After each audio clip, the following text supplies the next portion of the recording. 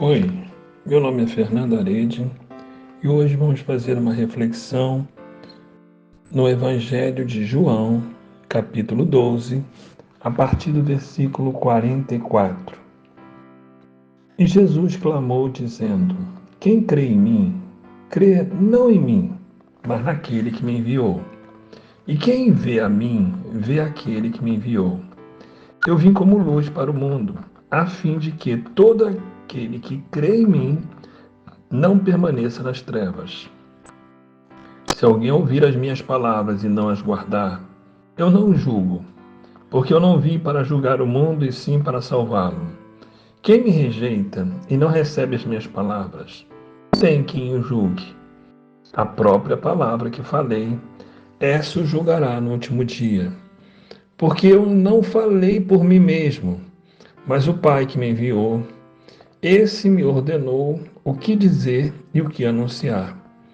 E sei que o seu mandamento é a vida eterna. Portanto, as coisas que eu digo exatamente assim como o Pai me falou. Esse texto, irmãos, eu tenho guardado uma coisa: a preciosidade da palavra revelada de Deus através dos evangelhos. O evangelho são 4 evangelhos e todas as epístolas e todos os livros e epístolas e escritos da Bíblia, de Gênesis a Apocalipse.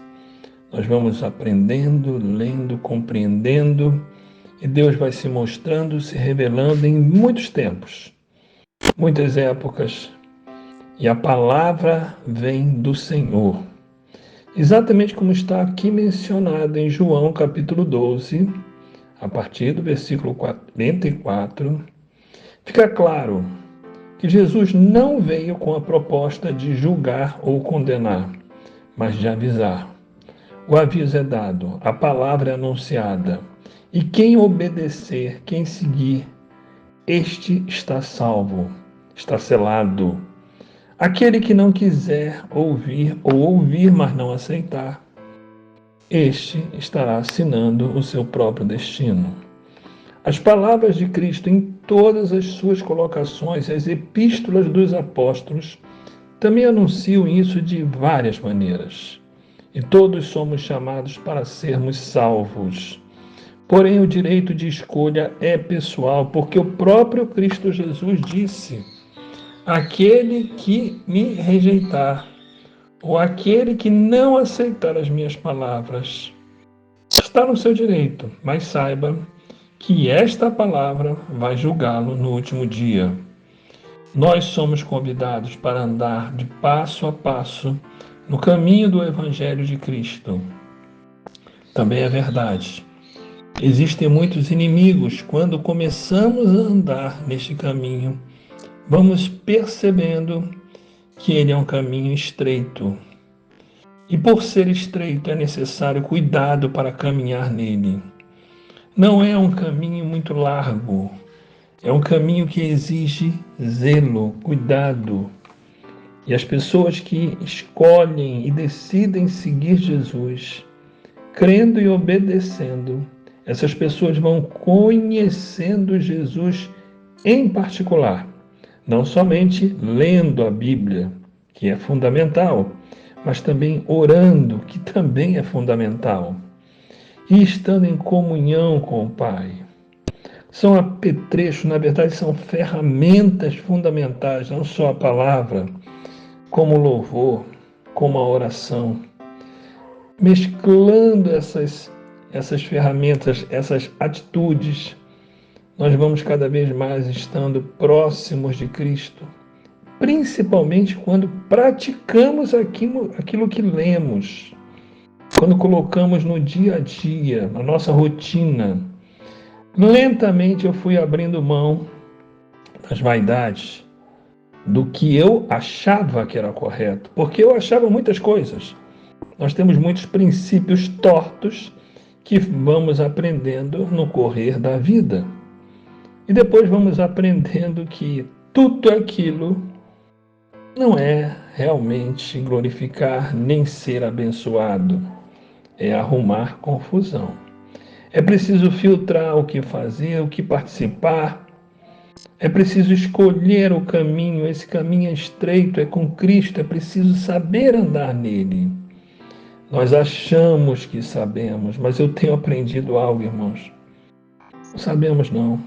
Nós só começamos a caminhar e logo vamos criando nossas próprias rotas, nossos próprios caminhos e muitas vezes erramos. Aliás, eu tenho aprendido algo simples. Eu falava, antes eu errava muito, mas eu queria continuar seguindo Jesus e continuei. Hoje eu confesso, eu erro um pouco menos, mas parar de errar é para poucos, muito poucos. Apenas eu fui diminuindo meus erros no desejo sincero de estar cada vez mais próximo da palavra, da vontade, da reta direção de Cristo. E nunca desmerecer a dependência. Ter experiência é bom, a vida nos dá experiência.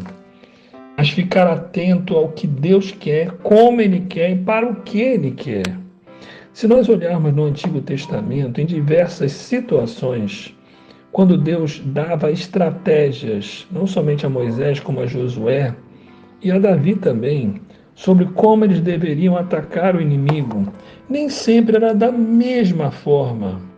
Muitas vezes Deus mudava a maneira de agir desta forma, daquela maneira. Deus mostrava, Deus ensinava, mas Deus só poderia falar se houvesse comunhão, se houvesse relacionamento. E dessas pessoas eu sei que existia, não só com Moisés, como com Josué ou com Davi. E neste relacionamento, grandes foram as vitórias. Também tenho aprendido isso hoje.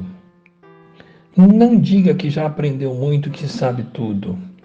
Sempre somos chamados aprendizes. Estamos sempre aprendendo. Chegamos a um degrau da vida, mas novos degraus estão na nossa frente.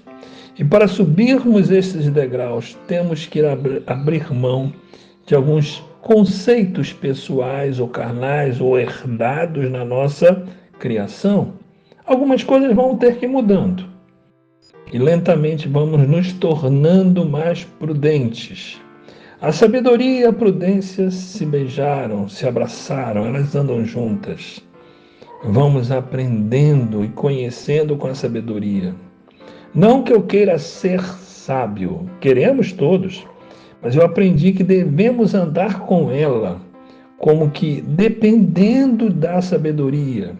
E a sabedoria vai nos ensinando o dia a dia, o passo a passo.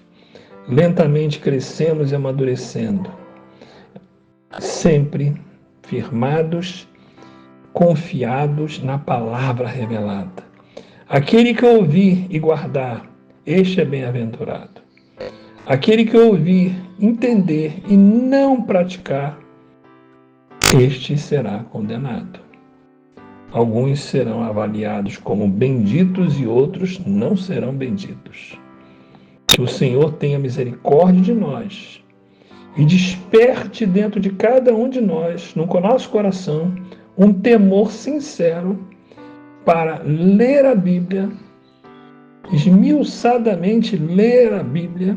Devemos sempre ler a Bíblia e reler muitas vezes, dezenas de vezes, centenas de vezes, o máximo possível. E vamos assimilando, orando, lendo e praticando. Que o Senhor assim nos abençoe e nos ensine o caminho estreito de Cristo Jesus. Só é possível comungando com a palavra e com a oração. Que Deus nos abençoe em nome de Jesus.